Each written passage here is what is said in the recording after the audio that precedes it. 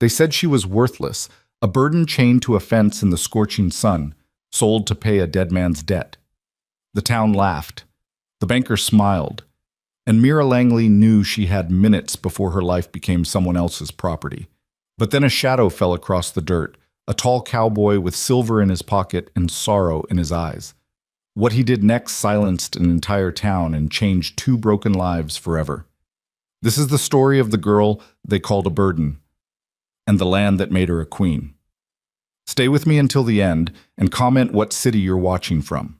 I want to see how far this story travels. The rope burns on Mira Langley's wrists had stopped bleeding an hour ago, but the shame, oh, the shame was still fresh, still raw, still burning hotter than the autumn sun beating down on Wolf Hollow's main street. She stood tied to the split-rail fence outside Hutchins' general store, her back pressed against the splintered wood, her dark hair falling in tangled waves across a face that had once been soft but was now all edges and exhaustion. 22 years old and already written off like a bad debt. 22 years old and displayed like livestock at auction. The town had gathered, as towns always did when there was blood in the water. Mira kept her chin high, even as her knees shook. Even as the whispers cut deeper than any blade. Heard her daddy drank himself to death. Left her with nothing but debts and a crooked spine. $42.80. Might as well be $400 for all she's worth. Porter's sending her to Denver. To one of those houses, if you know what I mean. Mira knew exactly what they meant. She'd known the moment Samuel Porter, the banker with the too wide smile and the eyes like a snake's, had appeared at her door 3 days after they'd buried her father in the cemetery on the hill. Her father, a man who'd loved her fiercely, but loved whiskey more, who'd worked the mines until his lungs gave out, who'd borrowed and borrowed and borrowed until there was nothing left but a daughter and a debt. $42.80. It might as well have been the moon. Samuel Porter had smiled his snake smile and said, "Now, Miss Langley, we can work something out. A girl like you, young, pretty enough when you're cleaned up, well, there's always work in Denver. The Silver Palace is always hiring. 6 months, maybe a year, and that debt's cleared. Otherwise," he'd let the word hang like a noose. "Otherwise, I'm well within my rights to have you arrested for theft. Your daddy took that money under false pretenses." "He took it to pay for medicine," Mira had whispered, "for his lungs." "And where is he now?" Porter had asked, still smiling. "Dead, and that makes you responsible." So here she stood, wrists tied, dressed in the same brown calico dress she'd worn to her father's funeral, the fabric stained with sweat and dirt, her boots, her only good pair, scuffed nearly through at the toes. The crowd had grown as the afternoon wore on. Farmers in from the outskirts, shopkeepers closing early to watch the spectacle. Even Reverend Michaels had come, though he stood at the back, hands clasped, eyes downcast, saying nothing. Nobody said anything that mattered. Porter stood beside her like a ringmaster, his black suit immaculate despite the dust, his voice carrying across the street with practiced ease. "Folks, I don't enjoy this any more than you do," he announced, his tone dripping with false sympathy. "But the law is the law." Thomas Langley owed the Wolf Hollow Bank $42.80. He signed a promissory note. He's dead, and his estate consists of one daughter and a rented shack with nothing in it worth selling. Now, I'm a reasonable man. I've arranged employment for Miss Langley in Denver. Good, honest work. Someone in the crowd snickered. A woman spat into the dirt. "But she'll need an escort," Porter continued smoothly. "The stage leaves at 4 o'clock. Until then, she'll remain here, as collateral, so to speak, to ensure she doesn't run." Mira had tried not to run. She'd tried to be brave, to face this the way her mother, dead these 10 years, would have wanted. But when Porter had tied her wrists and looped the rope around the fence post, when he'd stepped back and dusted off his hands like he'd just finished a good day's work, something inside her had cracked. She'd lunged, not away, toward him. She'd gotten her hands around his throat for maybe 3 seconds before 2 men had dragged her back, and Porter had struck her across the face hard enough to snap her head sideways and split her lip. Blood had filled her mouth, coppery and hot, and the crowd had gasped, not in outrage, but in shock that she'd dared. "Settle down, girl," Porter had hissed, his face red, his snake eyes glittering. "You just earned yourself an extra $10 in damages. Assault." And that had been that. Now the sun was sinking lower, shadows stretching long across the street, and Mira could feel the weight of every stare, every judgment, every person who'd ever smiled at her father while he was alive and now acted like his daughter was poison.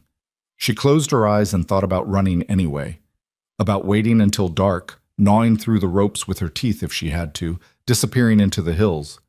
She knew the land. She'd grown up here. She could survive. But Porter had men. Porter had connections. And girls who ran from debts ended up in worse places than Denver. So she stood and waited and prayed for something, anything, to change. The sound came first. A low rumble of wagon wheels on packed dirt, the creak of wood and the jingle of harness. The crowd shifted, turning as one toward the southern end of the street where the road widened into the main thoroughfare. Mira opened her eyes. A wagon was rolling into town, pulled by two sturdy draft horses, their coats dappled gray and gleaming with sweat. The driver sat tall on the bench, his shoulders broad beneath a dusty leather duster, his hat pulled low enough to shadow his face. But it wasn't the man who caught Mira's attention, it was the three children sitting in the wagon bed behind him. A boy, maybe 12, with dark hair and serious eyes. Another boy, younger, 8 or 9, clutching a wooden horse. And a little girl, no more than 6, her blonde braids tied with faded blue ribbons, her small hands gripping the side of the wagon as she stared wide-eyed at the gathered crowd. The wagon rolled to a stop in front of the general store, just a few yards from where Mira stood tied. The driver climbed down slowly, moving with the careful deliberation of a man whose body had seen too many hard years. When he straightened and pushed back his hat, Mira saw his face for the first time. He was older than she'd expected, maybe 40, maybe older, the kind of age that was hard to pin down when it had been earned through work and weather. His face was all sharp lines and sun-carved angles, his jaw shadowed with stubble, his eyes a pale, startling blue beneath dark brows. There was a scar along his left temple, faint but noticeable, and another across the back of his right hand as he reached up to help the little girl down from the wagon. "Stay close, Liddy," he said quietly, his voice low and rough, like gravel tumbling over stone. "Noah, Cal, watch your sister." The boys climbed down, flanking the little girl protectively, and the man, Coulter Reeves, Mira would learn later, though she didn't know it yet, turned toward the store and stopped. His gaze swept across the crowd, slow and assessing, and then landed on Mira. For a moment their eyes met, his pale blue, hers dark brown, and something flickered in his expression. Not pity, not disgust, something harder to name. He looked at the rope around her wrists, at the bruise blooming purple along her cheekbone, at the blood dried at the corner of her mouth. Then he looked at Samuel Porter, who'd been watching the wagon with the kind of interest a fox shows a henhouse. "Afternoon, Mr. Reeves," Porter said smoothly, stepping forward with his hand extended.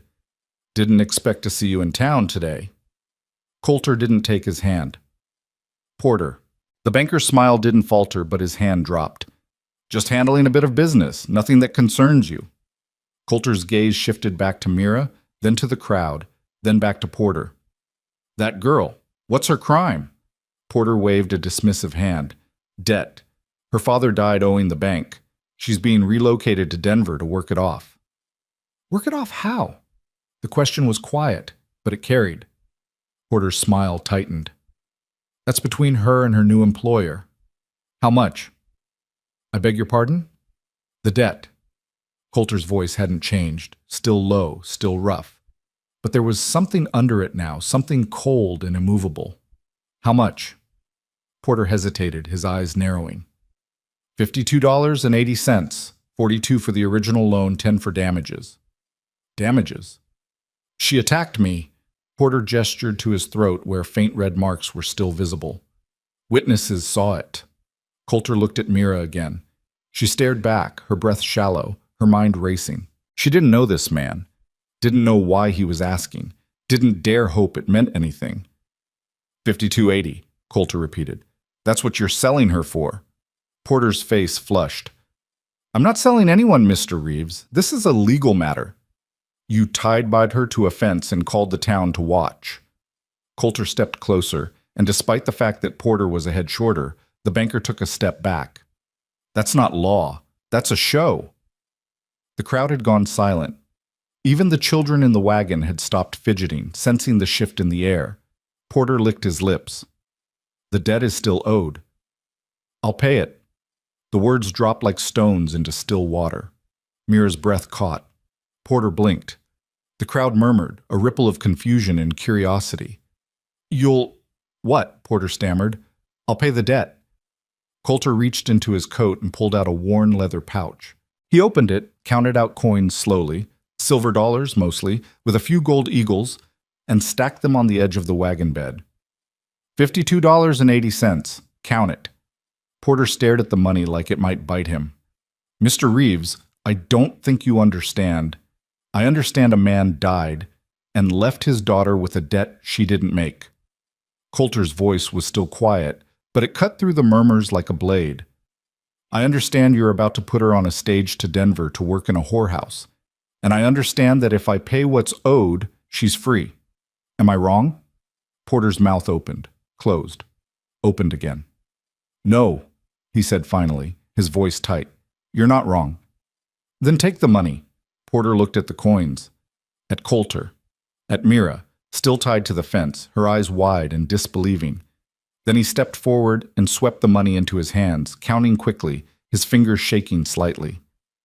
$52.80, he muttered, paid in full. Coulter turned to Mira. He pulled a knife from his belt, a long, worn blade with a bone handle, and crossed to her in 3 strides. She flinched instinctively, but he didn't reach for her. He reached for the rope. Hold still, he said. She did. The knife sliced through the rope in one clean motion, and Mira's hands dropped to her sides, free for the first time in hours. The relief was so sudden, so overwhelming, that her knees buckled. Coulter caught her elbow, steadying her, his grip firm but not rough. You all right? He asked quietly. Mira nodded, her throat too tight to speak. Coulter looked at Porter, who was still standing with the money clutched in his hands, his face a mixture of anger and confusion. She's free now, Coulter said. We done here? Porter's jaw worked. Yes, he bit out. We're done. Good. Coulter turned back to Mira, his pale eyes studying her face. You got family in town? She shook her head. Anywhere to go? Another shake. He was silent for a moment, his gaze unreadable. Then he nodded once, as if he'd made a decision. Come with us. Mira blinked. What? Come with us, he repeated. Back to the ranch. You can work off the debt there if that's what you need, or you can just stay until you figure out what's next. Either way, you're not getting on that stage. She stared at him, her mind spinning. Why? Because I don't like what I saw here today. He glanced at the crowd and several people looked away. And because my children need someone who knows how to keep a house. Their mother's been gone 2 years, and I'm no good at it. Mira looked at the wagon, where the 3 children were watching her with wide, wary eyes. The little girl, Liddy, tilted her head, curious. The boys were more guarded, their faces closed off.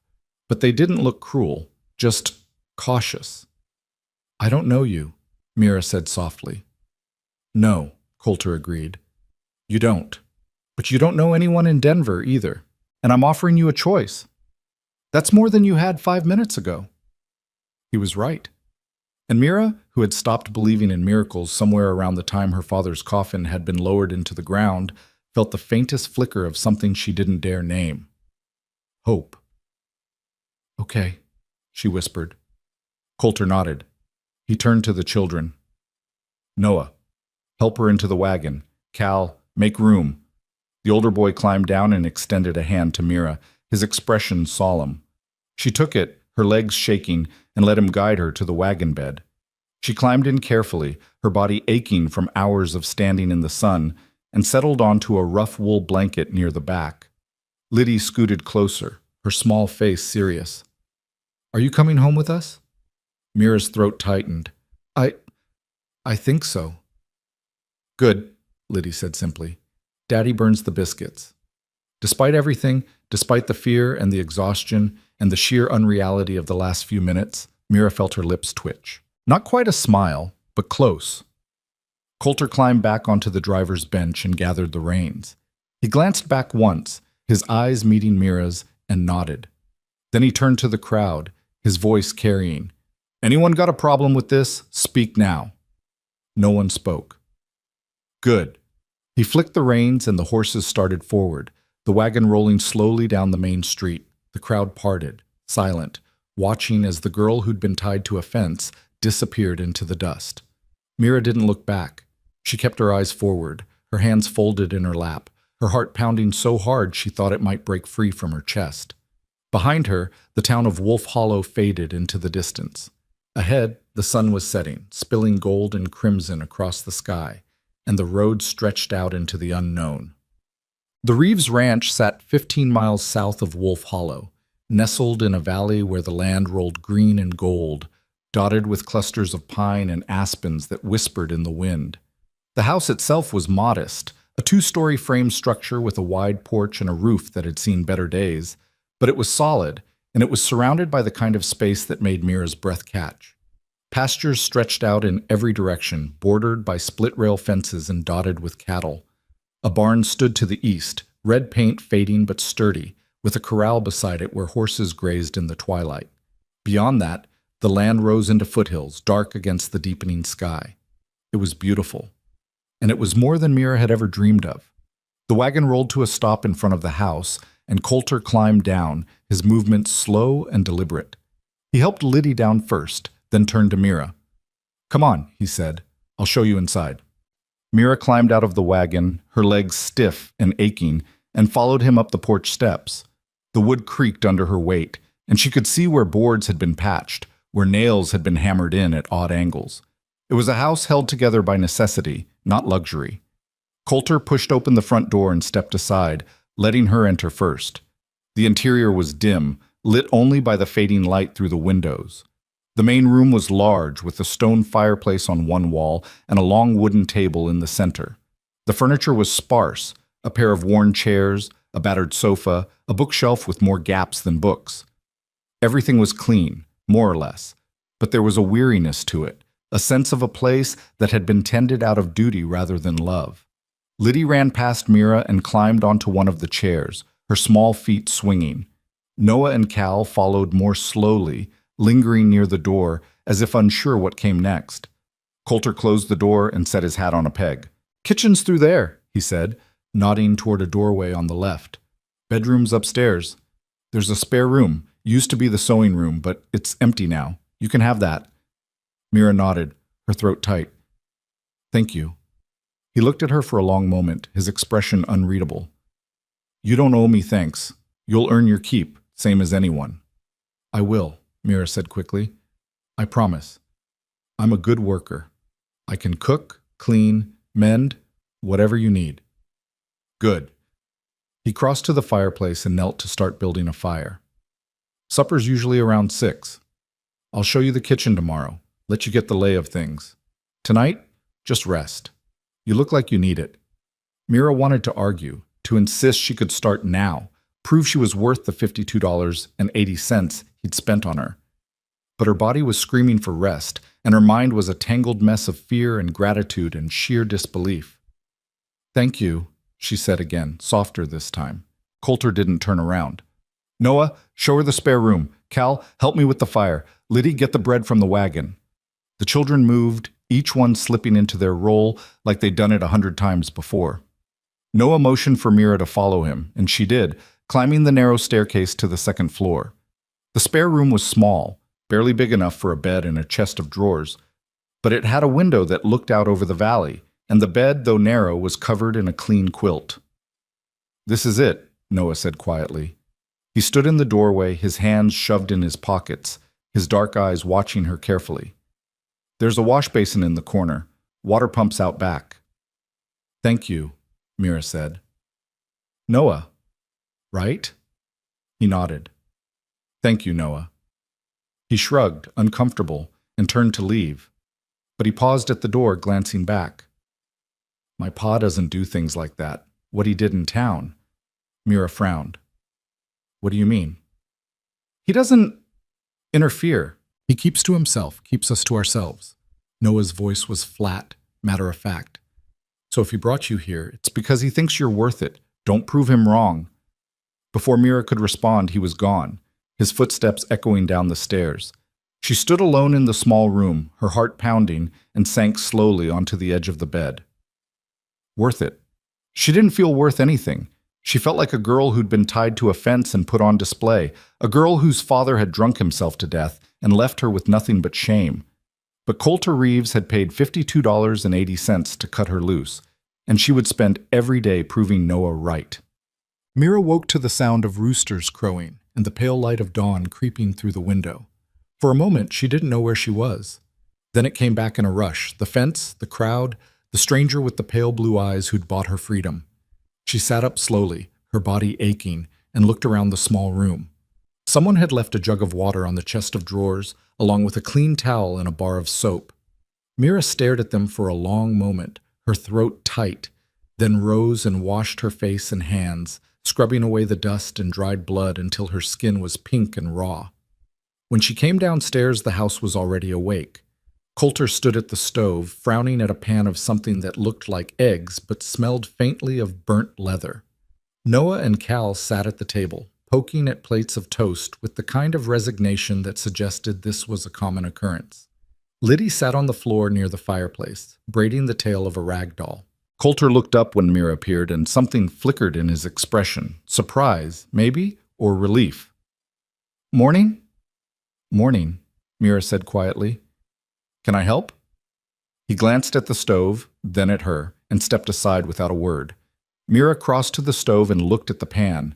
The eggs were beyond saving, black around the edges and stuck to the iron. She set the pan aside and reached for a clean one. "Start over?" she asked. Coulter nodded. "Yeah." For the next 30 minutes, Mira worked. She cooked eggs, real eggs, soft and yellow and edible. She made toast that didn't crumble into charcoal. She found a jar of preserves in the pantry and set it on the table along with butter and a pot of coffee that actually tasted like coffee. The children ate like they'd been starving, which, based on the state of the kitchen, they probably had been. Liddy hummed between bites, kicking her feet under the table. Cal asked for seconds. Even Noah, the serious one, finished his plate and nodded at Mira with something that might have been approval. Coulter ate in silence, his eyes on his plate. But when he was finished, he pushed back his chair and looked at Mira. "That was good," he said simply. Mira felt something warm unfurl in her chest. "Thank you." "You know how to handle laundry?" "Yes." "Mending?" "Yes." "Good." He stood, reaching for his hat. "I've got work to do. Boys are coming with me. Liddy stays here. You'll be all right?" Mira nodded. "Yes." He studied her for a moment, then nodded and turned to the door. "Come on, boys." Noah and Cal scrambled after him, and the house fell quiet except for the sound of Liddy humming and the clink of dishes as Mira began to clear the table. This was her life now. And for the first time in a long time, Mira thought maybe, just maybe, she could do this. The days that followed blurred together in a rhythm Mira had never known before. A rhythm built not on fear or survival, but on something steadier, something that felt almost like purpose. She woke before dawn each morning when the sky was still bruised purple, and the ranch lay quiet beneath a blanket of mist. She dressed quickly in the dim light of her small room, pulling on the same brown calico dress, now washed and mended at the hem, and made her way downstairs to start the fire in the kitchen stove.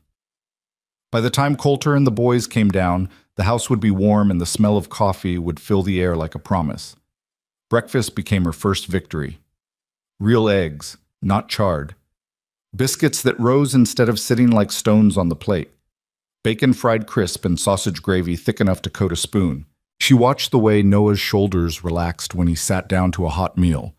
The way Cal ate with both hands like he couldn't get the food in fast enough. The way Liddy smiled at her over the rim of her milk cup. And Coulter. Coulter said little, but she noticed the way he paused before taking his first bite, as if he'd forgotten what good food tasted like. Noticed the way he sometimes looked at her across the table with an expression she couldn't quite name. After breakfast, the men would leave, Coulter and the boys heading out to mend fences, check on cattle, repair equipment that had broken during the summer. Liddy would stay behind, trailing after Mira like a small, determined shadow. "Can I help?" she'd ask every morning, her blue eyes wide and hopeful. And every morning Mira would find her something to do. gathering eggs from the henhouse, sweeping the porch, folding cloths that didn't need folding, small tasks that made the little girl feel useful, that kept her hands busy and her smile bright. The house itself was a battleground of neglect. Not filth, Coulter had clearly tried, but the kind of weariness that came from a place that had stopped being a home and become simply a shelter. Dust gathered in corners no one thought to check. Curtains hung crooked on bent rods. The pantry was a disaster of half-empty jars and forgotten supplies shoved to the back of shelves. Mira attacked it all with a ferocity that surprised even her. She scrubbed floors until her knees ached and her hands were raw. She washed windows until light poured through them clean and unfiltered. She took down every curtain in the house, mended the tiers, washed away years of dust, and hung them back up straight. She reorganized the pantry, throwing out anything spoiled or stale, making lists of what they needed from town. And she learned. God, how she learned. Laundry was an ordeal. The washboard and tub sat out behind the house near the pump, and the first time Mira tried to tackle a week's worth of clothes and linens, she thought her arms might fall off. She scrubbed until her shoulders screamed, wrung out heavy fabric until her hands cramped, hung everything on the line to dry in the wind. By the time she was finished, the sun was high and her back was on fire. But when Coulter came in that evening and found clean shirts hanging in his room, he paused in the doorway. "You didn't have to do all that today," he said quietly. Mira, stirring a pot of stew at the stove, glanced back at him. "I wanted to earn my keep. You already are." She didn't know what to say to that, so she said nothing and turned back to the stew. But that night, when she climbed the stairs to her small room, she found a new bar of soap on her wash basin. The good kind, the kind that smelled like lavender instead of lye. She picked it up, her throat tight, and held it for a long moment before setting it carefully back down. Small gestures. Quiet acknowledgments, a language neither of them knew how to speak aloud. The children were harder to win over. Liddy had taken to Mira almost immediately, with the easy trust of a 6-year-old who'd been starving for a mother's touch. She followed Mira everywhere, chattering about her doll and the chickens and the kittens in the barn. She climbed into Mira's lap during the quiet afternoon hours and fell asleep there, her small body warm and solid and trusting. Cal was wary, but curious. At 9 years old, he had his father's dark hair and his mother's brown eyes, eyes that watched Mira carefully, measuring her against some invisible standard. But he was a child, and children could be won with patience and food and the kind of attention that said, "I see you." Mira learned that he loved horses, loved them with the kind of fierce, uncomplicated passion that only children could manage. So she started asking him about them, what their names were, which ones were fastest, which ones were stubborn. And slowly, carefully, he started to answer. One afternoon, he appeared in the kitchen doorway holding something wrapped in a cloth. "Made this," he mumbled, not quite meeting her eyes. Mira wiped her hands on her apron and took it, unfolding the cloth carefully. Inside was a small wooden bird, carved with a child's unsteady hand but recognizable. A sparrow, maybe, or a wren. The wings were crooked and the beak was too long, but it was beautiful in the way all earnest things are beautiful. "Cal," she said softly, "this is wonderful." He shrugged, his cheeks flushing. "It's not very good." "It's perfect." She set it carefully on the windowsill above the sink where the light caught it. "I'll keep it right here." He ducked his head, but she saw the smile before he turned and bolted out the door. Noah was different. Noah was 12, old enough to remember his mother clearly, old enough to resent anyone who tried to take her place. He was polite to Mira, always polite. But there was a wall between them, thick and high and deliberately maintained. He didn't talk to her unless necessary, didn't smile, didn't ask for anything. But he watched, always watching, his dark eyes measuring, judging, waiting for her to fail. Mira didn't push. She simply existed. She cooked his meals and washed his clothes and made sure his bedroom had clean linens. She asked him questions and didn't mind when his answers were short. She praised his work when Coulter mentioned he'd done well mending a fence or handling a difficult horse. And slowly, so slowly she almost didn't notice, the wall began to crack. It started small. Noah began clearing his plate after meals without being asked. He held the door open for her when her arms were full of laundry. He stopped leaving his boots in the middle of the floor, where she'd trip over them. Then one evening, as Mira was sweeping the porch, Noah appeared beside her. "You missed a spot," he said, pointing. Mira looked at the corner where dust had gathered. "So I did. Thank you." He picked up the second broom, the one Coulter used, and started sweeping the other end of the porch. They worked in silence for a few minutes, the only sound the scratch of bristles on wood and the distant lowing of cattle. "My ma used to sweep twice a day," Noah said suddenly. "Said dirt didn't respect a house that didn't respect itself." Mira's hands stilled on the broom. "She sounds like she was a wise woman." "She was." His voice was flat, carefully controlled. "She died of fever. 2 years ago, almost to the day." "I'm sorry," Mira said quietly. Noah shrugged, but his shoulders were tense. "Pa did his best after, but he doesn't know how to make it feel like home anymore. Neither do we." Mira looked at the boy beside her. This child trying so hard to be a man, carrying burdens no 12-year-old should have to carry. "I'm not trying to replace her," she said softly. "I couldn't even if I wanted to. But I can try to make things easier, if you'll let me." Noah was quiet for a long moment. Then he nodded once, sharp and certain. "Okay." And he went back to sweeping. It wasn't much, but it was a beginning. The work on the ranch was endless. There was always something that needed doing, always a fence that needed mending, a horse that needed shoeing, a steer that had wandered too far and needed bringing back. Coulter worked from dawn until well past dark most days, his body moving with the kind of steady, relentless determination that came from years of practice. He didn't complain, didn't slow down, but Mira saw the exhaustion in the set of his shoulders when he came in for supper, the way he moved just a little more carefully each evening, the lines deepening around his eyes. One night she found him sitting on the porch steps long after the children had gone to bed, his hat in his hands, his head bowed. She almost turned back inside, almost left him to his solitude. But something made her step outside instead, the screen door creaking softly behind her. Coulter looked up, startled, then settled back into stillness. "Didn't mean to disturb you," Mira said quietly. "You didn't." He shifted slightly, making room on the step beside him. "Can't sleep?" "Not yet." She sat down, careful to leave space between them, and folded her hands in her lap. "It's peaceful out here at night." "It is." He was silent for a moment, his gaze on the dark shapes of the mountains against the starlit sky. "Used to sit out here with my wife, after the kids were asleep. Just sit, talk about the day, make plans for tomorrow." Mira's chest tightened. "I'm sorry. I'll leave you to—" "No." His voice was quiet but firm. "Stay, if you want." So she stayed. They sat in silence for a while, the night air cool and clean, crickets singing in the grass. Finally, Coulter spoke again. "You're good with them, the children." "They're easy to be good to," Mira said softly. "They haven't been easy for a long time." He turned his head slightly, looking at her. Liddy barely spoke for 6 months after her mother died. Noah stopped smiling. Cal stopped eating unless we forced him. I didn't know how to help them, didn't know how to help myself. "You kept them alive," Mira said. "You kept this place running. That's more than most could do." "Surviving isn't the same as living." His voice was rough, edged with something raw. "I look at them sometimes and I see her, Sarah.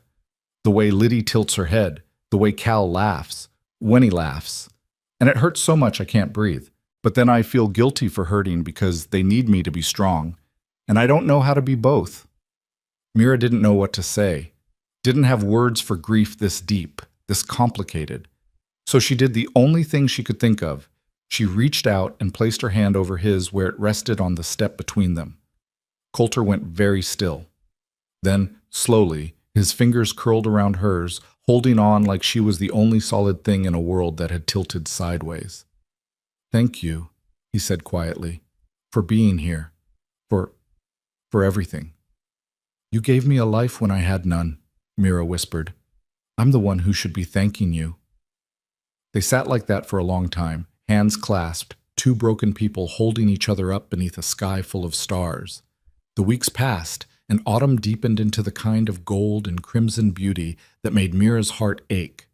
The aspens turned brilliant yellow, their leaves trembling in the wind like coins. The air grew crisp, carrying the scent of wood smoke and earth and the promise of winter. Mira settled into the rhythms of the ranch like she'd been born to them. She learned which chickens were broody and which ones laid best. She learned how to work the butter churn without ending up with a sore arm and nothing to show for it. She learned the names of all the horses, Sable and Dusty, and the big bay mare called Temperance, who had a mean streak and a soft spot for apples. She learned Coulter's moods, too. The way he went quiet when the work was overwhelming, the way his jaw tightened when he was worried about money or weather or any of the 1,000 things that could go wrong on a ranch.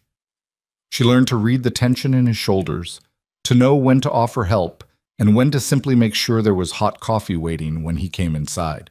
And she learned the way he looked at her sometimes, when he thought she wasn't paying attention, when she was hanging laundry or kneading bread or reading to Liddy by the fire. A look she couldn't quite name but felt all the way through her bones. One afternoon in late October, Mira was in the kitchen peeling apples for a pie when Liddy appeared at her elbow. "Can I help?" the little girl asked, her eyes bright with hope. Of course. Mira handed her a small knife, dull enough to be safe, and showed her how to hold the apple, how to work the blade in careful circles. Liddy's tongue poked out in concentration as she worked, her small hands careful and determined. They worked together in comfortable silence for a while, the pile of peeled apples growing slowly. Then Liddy looked up at Mira with those wide blue eyes. "Are you going to stay forever?" she asked. Mira's hands stilled. I don't know, sweetheart. Why do you ask?" "Because I want you to." Liddy set down her apple and knife and climbed into Mira's lap, wrapping her small arms around her neck. "I like having you here. You make Daddy smile again, and Noah doesn't get so sad anymore. And Cal talks now." Mira's throat closed up entirely. She wrapped her arms around the little girl and held her close, burying her face in those blonde braids that smelled like sunshine and soap. "I like being here," she whispered, "more than I can say." "Then stay," Liddy said simply, as if it were the easiest thing in the world. If only it were. Because Mira had started to hear the whispers. It started in town during the rare trips she made with Coulter to pick up supplies. She'd walk into Hutchins' general store and the conversation would stop. Women would turn away, their faces carefully blank. Men would nod politely, but their eyes would slide past her like she wasn't quite real. She heard the words, though, heard them in fragments, in the spaces between false smiles. "Living in his house so soon after Sarah must be convenient for her. It's that kind of girl." Mira kept her head high and her face calm, but the words burrowed under her skin like splinters. One afternoon, as she was waiting by the wagon while Coulter settled the account inside, a woman approached her. Mrs. Helena Pritchard, wife of the town's dry goods merchant, dressed in black silk despite the dust and heat. "Miss Langley," she said, her voice dripping with false sweetness, "I was so surprised to hear you'd taken up residence at the Reeves Ranch." "Mrs. Pritchard," Mira replied evenly, "I'm working there, yes." Working? The woman's lips curved into something that wasn't quite a smile. "How industrious of you. Though I must say it does raise questions about propriety. A young woman, unmarried, living under the same roof as a widower and his children. People do talk." Mira's hands clenched in the folds of her skirt. "I'm sure they do. But Mr. Reeves saved me from a situation far worse than gossip, and I'm grateful for the work." "Of course you are." Mrs. Pritchard leaned in slightly, her voice dropping to a conspiratorial whisper. "But you must understand how it looks, dear. A girl with no family, no prospects, suddenly living in one of the largest ranches in the territory. Some might say you're taking advantage." "And some might mind their own business," Mira said quietly, her voice like steel wrapped in silk. Mrs. Pritchard's face flushed. "Well, I was only trying to offer friendly advice." "I didn't ask for it." The woman drew herself up, offended, and swept away in a rustle of skirts. Mira stood trembling by the wagon, her heart pounding, Her eyes burning with tears she refused to shed. When Coulter emerged from the store a few minutes later, he took one look at her face and frowned. "What happened?" "Nothing," Mira said quickly. "Just town gossip." His jaw tightened. "What did they say?" "It doesn't matter." "Mira." He set down the crate of supplies he was carrying and turned to face her fully. "What did they say?" She met his eyes, saw the genuine concern there, and felt something crack inside her chest. "They said I'm taking advantage of you, that it's improper for me to live in your house, that people are talking." Coulter's expression went cold. "Let them talk." "It's not that simple." "Yes, it is." He picked up the crate and loaded it into the wagon with more force than necessary. "You work harder than anyone I've ever seen. You've brought life back into that house. My children smile again. If people want to gossip, that's their problem, not ours." "But it affects you," Mira said softly. "And the children. I don't want to bring shame to your family." Coulter stopped, his hands gripping the edge of the wagon, his knuckles white. When he spoke, his voice was low and rough. "The only shame in my life was watching my wife die and not being able to stop it. Everything else is just noise." He climbed onto the driver's bench and held out his hand to help Mira up. She took it, his grip strong and steady, and settled beside him. They rode in silence for a long while, the wagon creaking beneath them, the horses' hooves rhythmic on the packed dirt road. Finally, as the ranch came into view in the distance, Coulter spoke again. "You're not a burden, Mira. Don't let anyone make you feel like one." But late that night, lying alone in her small room, Mira couldn't stop hearing Mrs. Pritchard's voice.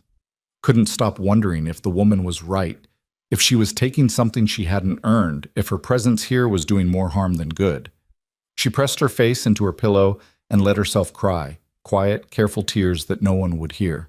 Downstairs, Coulter sat at the kitchen table, unable to sleep, staring at the wooden bird on the windowsill, and thinking about the woman upstairs who'd somehow become essential to his family's survival, and wondering when exactly he'd started thinking of her as more than just someone who worked for him. When exactly he'd started thinking of her as someone he might not be able to live without.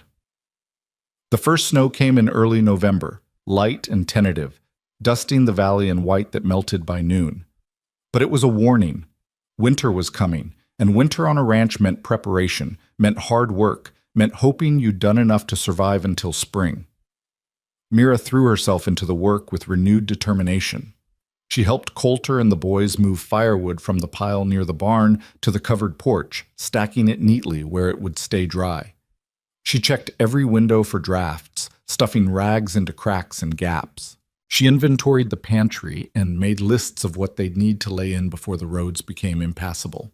And she watched the family around her begin to heal in ways she hadn't quite noticed until now. Cal laughed more. Real laughter, bright and uncomplicated. He'd started carving more animals, leaving them around the house like gifts. A horse on Coulter's nightstand, a cat on Noah's pillow, a rabbit on Mira's wash basin. Noah had begun helping her in the kitchen after supper, drying dishes while she washed, their conversations growing longer and less guarded.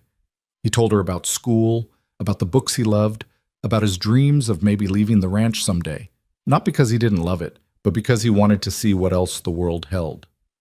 "Ma wanted me to go to college," he said one evening, his voice quiet.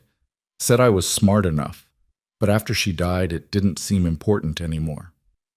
"It's still important," Mira said gently. "Your mother would want you to dream." Noah was silent for a moment. Then, "Do you think she'd like you? If she was here?" Mira's hand stilled in the dishwater. "I don't know. I hope so." "I think she would," Noah said. "I think she'd be glad you're here, taking care of us. Taking care of Pa." He set down the towel and left before Mira could respond, but she stood at the sink for a long time after, tears streaming down her face, her heart too full for words. And Liddy, sweet, bright Liddy, had started calling her Mama when she was tired or excited or had forgotten to think about it first. The first time it happened, Mira had frozen, uncertain what to do. But Coulter had simply looked at his daughter and said, "Mira's not your mama, Liddy. Your mama's in heaven." "I know," Liddy had said seriously, "but can I have two? One in heaven and one here?" Coulter had looked at Mira then, his pale blue eyes unreadable. That's up to Mira. And Mira, her throat too tight to speak, had simply nodded. The house itself had transformed. It wasn't just clean now, it was warm. The kind of warm that had nothing to do with the fire and the hearth, and everything to do with the laughter that filled it. The conversations over meals, the way the children ran through the rooms without fear. One evening, as Mira was mending a shirt by lamplight, and the children were settled around the fire, Cal carving, Noah reading, Liddy playing with her doll, Coulter came and sat beside her. This, he said quietly, gesturing to the scene before them. This is what I'd forgotten was possible. Mira looked up from her sewing. What do you mean? Peace. His voice was rough. I'd forgotten what it felt like. For so long, this house was just a place where we existed, where we survived. But now, he trailed off, his jaw working. Now it feels like home again. Mira's hands trembled slightly as she set down her sewing. Coulter, I know I'm not good with words, he continued, his eyes on the fire. Sarah used to say I could talk to horses better than people. But I need you to know, what you've done here, for us, it's... He stopped, frustrated, searching for language that wouldn't come. You don't have to say anything, Mira said softly. I know. He looked at her then, really looked at her, and something passed between them, something that made Mira's breath catch, and her heart stutter in her chest. But then Liddy called out asking for help with her doll's dress, and the moment broke. Coulter stood, touching Mira's shoulder briefly, just a light pressure, there and gone, before crossing to his daughter. And Mira sat frozen, her skin burning where his hand had been, wondering if she'd imagined the look in his eyes, wondering what it meant if she hadn't. The trouble came on a Tuesday morning in late November, when frost still glittered on the grass and the sky hung low and gray with the promise of more snow. Mira was in the kitchen kneading bread dough, her hands working the mixture with practiced efficiency, when she heard the sound of horses approaching. Not the familiar rhythm of Coulter and the boys returning from the pastures, but something different, multiple riders, moving fast. She wiped her hands on her apron and moved to the window, her stomach tightening with an instinct she'd learned to trust, back in the days when survival meant reading danger before it announced itself. 3 men on horseback were riding up the path to the house. The one in front sat tall in his saddle, his coat dusty and worn, his hat pulled low. But even from a distance, even after all these months, Mira recognized the set of his shoulders, the particular way he carried himself. Braden Cole. The name hit her like a fist to the chest, stealing her breath, making her hand shake against the windowsill.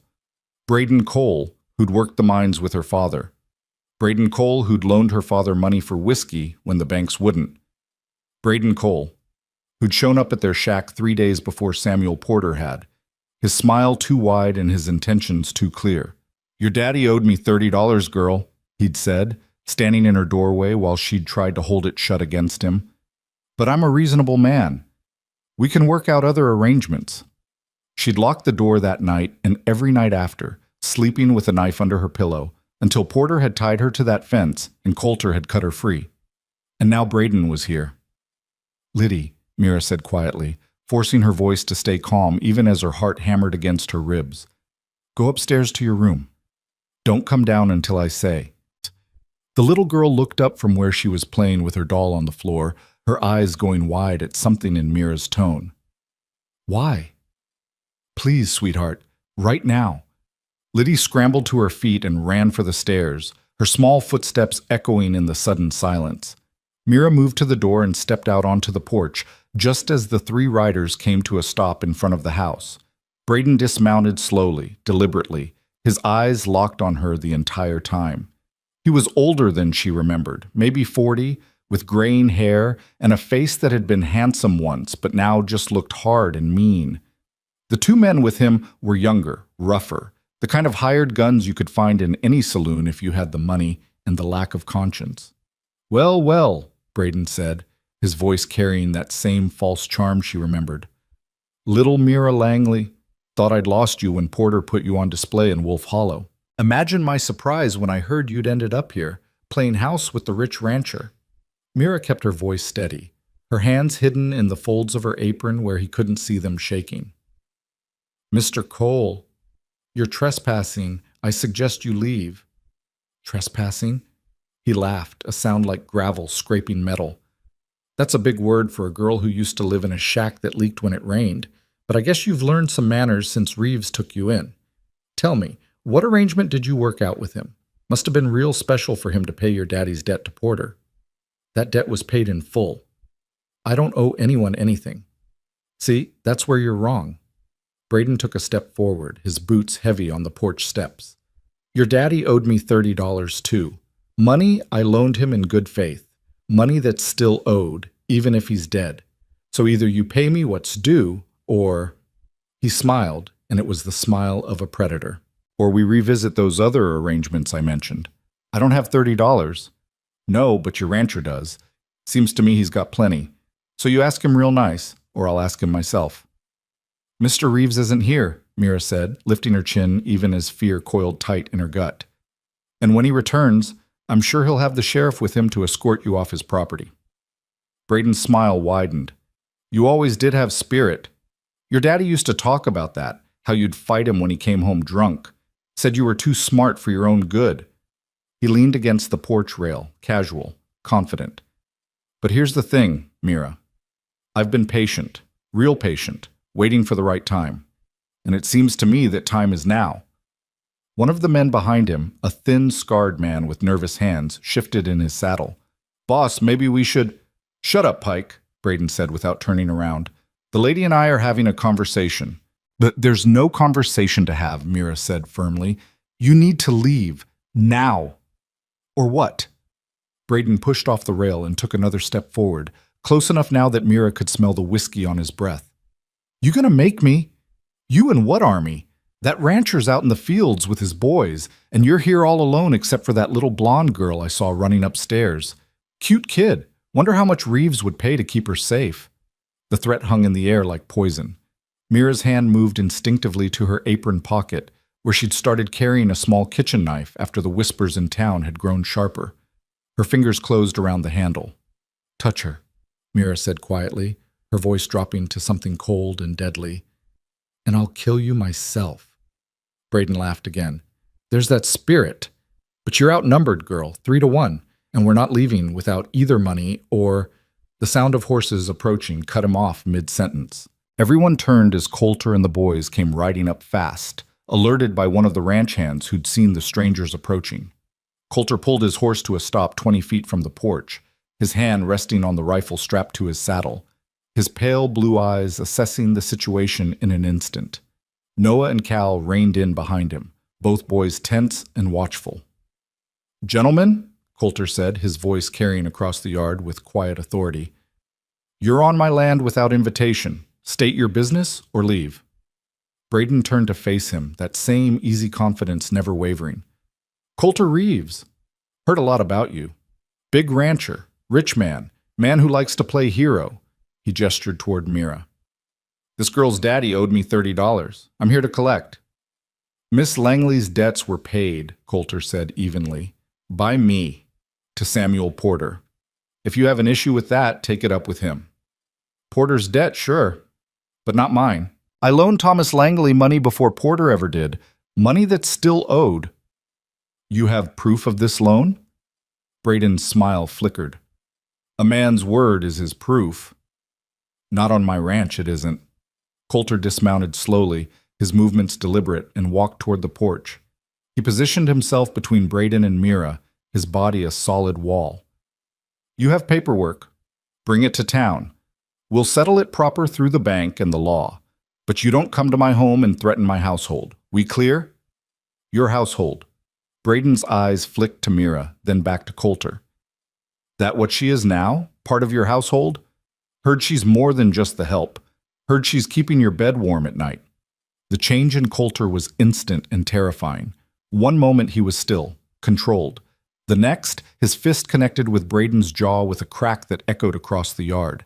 Braden stumbled back, blood spraying from his split lip, and the two men behind him reached for their guns. Don't! Coulter's voice was steel. His hand had moved to his own revolver, faster than Mira had known he could move, and it was aimed steady at the scarred man called Pike. You draw those weapons, and this gets ugly real fast. Your friend here insulted a lady under my protection. He's lucky I stopped at one punch." Braden spat blood into the dirt, his eyes blazing with fury. "You're going to regret that, Reeves." "Get off my land," Coulter said quietly. "All three of you. And if I see you anywhere near this ranch again, I won't be stopping at punches." For a long moment, nobody moved. The tension stretched tight as a wire, one wrong word away from snapping. Then Braden wiped his mouth with the back of his hand and smiled, a terrible smile full of promises and threats. "This ain't over. Not by a long shot." He climbed back onto his horse, his movements stiff with rage, and jerked the reins hard enough to make the animal dance sideways. The other two men followed, and together they rode back down the path toward the road. But Braden turned in his saddle one last time, his eyes finding Mira's. "I'll be seeing you, girl, real soon." Then they were gone, disappearing into the gray morning, leaving nothing but tension and the metallic taste of violence in the air. Coulter holstered his gun and turned to Mira, his face tight with concern. "Are you all right? Did he touch you?" "No," Mira managed, her voice shaking despite her best efforts. "No, he just talked, threatened. But Coulter, he mentioned Liddy." "I heard." Coulter's jaw clenched. "Noah, Cal, go check the barn and the outbuildings. Make sure they didn't leave anyone behind. Then find Ben and the other hands. Tell them to keep watch. Anyone sees those men again, they come get me immediately." The boys nodded and took off at a run, their faces pale but determined. Coulter climbed the porch steps and stood in front of Mira, his hands hovering near her arms, but not quite touching, like he wasn't sure he had the right. "Mira, I need you to tell me everything. Who is that man?" So she did. Standing there in the cold morning air, her voice breaking more than once, she told him about Braden Cole and the loan and the threats and the arrangements he'd suggested, about the fear that had kept her locked in her shack those final days before Porter had claimed her. By the time she finished, Coulter's face had gone hard as granite. "He's not getting near you," he said quietly, "or the children. I promise you that." "Coulter, maybe I should leave?" "No." The word came out sharp, almost harsh. He took a breath, visibly forcing himself to calm. "No, you're not leaving. This is your home. Those men don't get to drive you away." "But if I wasn't here, they wouldn't have any reason to." "They'd find another reason. Men like that always do." His hands finally made contact, gripping her shoulders gently but firmly. "You stay, Mira. We'll handle this together." She wanted to believe him. God, how she wanted to believe him. But she'd learned the hard way that wanting something didn't make it true. That night, Coulter posted guards around the ranch and moved the children's bedrooms to the same floor as his and Mira's, clustering them together for safety. He gave Mira a loaded rifle and showed her how to use it, his hand steady over hers as he explained the mechanics. "I don't think they'll come tonight," he said quietly. "Men like Cole. They like to plan, to make you sweat. But if they do, you shoot first and ask questions later. Understand?" Mira nodded, the weight of the rifle foreign and frightening in her hands. "Good." He paused, his eyes searching her face. "Get some sleep. I'll be right downstairs if you need me." But sleep wouldn't come. Mira lay in her narrow bed, the rifle propped against the wall within arm's reach, and listened to the sounds of the house settling around her. Every creak was a footstep. Every gust of wind was a whisper of danger. Somewhere around midnight she heard soft footsteps in the hall outside her door. "Mira?" Liddy's small voice trembling and scared. Mira was out of bed in seconds, opening the door to find the little girl standing there in her nightgown, tears streaming down her face. "I had a bad dream," Liddy whispered. "About the mean man. About him taking me away." "Oh, sweetheart." Mira scooped her up and carried her to the bed, wrapping them both in the quilt. "No one's taking you anywhere. Your daddy won't let that happen. I won't let that happen. Promise?" "I promise." Liddy curled against her, small and trusting, and eventually her breathing evened out into sleep. Mira held her close and stared at the ceiling, making silent vows to whatever God might be listening. She would die before she let Braden Cole hurt this child. The next 3 days passed in tense, watchful silence. The ranch hands took turns standing guard. Coulter kept the boys close, teaching them to shoot better, to watch for signs of trouble. Mira kept Liddy inside, occupying her with baking and sewing and stories, anything to keep her mind off the fear. But the fear was there, hovering like smoke, poisoning everything. On the fourth day, it was Cal who spotted the smoke first. He'd been out in the east pasture with his father and Noah, checking on a section of fence that had come loose during the last windstorm. He'd climbed up on a rock outcropping to get a better view, and that's when he saw it, thick black smoke rising from the direction of the barn. "Pa!"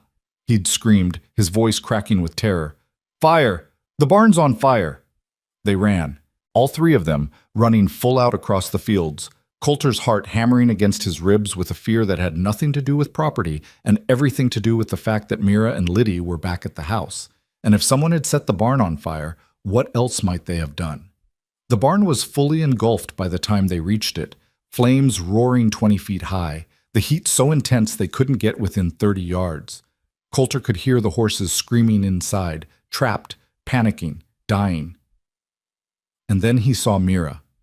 She was running toward the barn from the house, her skirts hiked up, her hair streaming behind her, her face set in lines of desperate determination. "Mira, no!"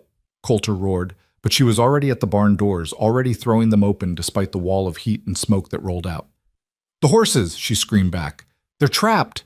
She disappeared inside before he could reach her. Coulter's blood turned to ice.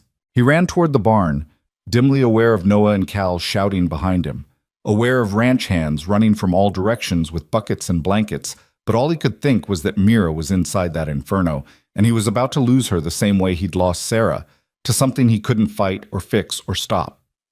Inside the barn, Mira couldn't see, couldn't breathe. The smoke was so thick it was like trying to move through water, and the heat was unbearable, searing her skin even through her dress. But she could hear the horses.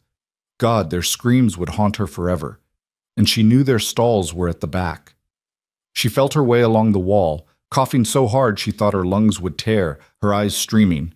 The first stall, Sable, the black gelding, she threw open the door and slapped him hard on the rump, driving him toward where she thought the entrance was. He bolted, nearly trampling her, but she was already moving to the next stall, Dusty, Temperance, the bay mare with the new foal. She freed them all, one by one, her hands blistering on the hot metal latches, her vision going dark around the edges. The last horse was out, and she turned to follow, but that's when she heard it, a terrible creaking groan from above. She looked up just in time to see the roof beam directly overhead begin to buckle. Then someone slammed into her from behind, driving her forward and down, and the beam crashed to the ground exactly where she'd been standing seconds before, sending up a shower of sparks and flame. Coulter.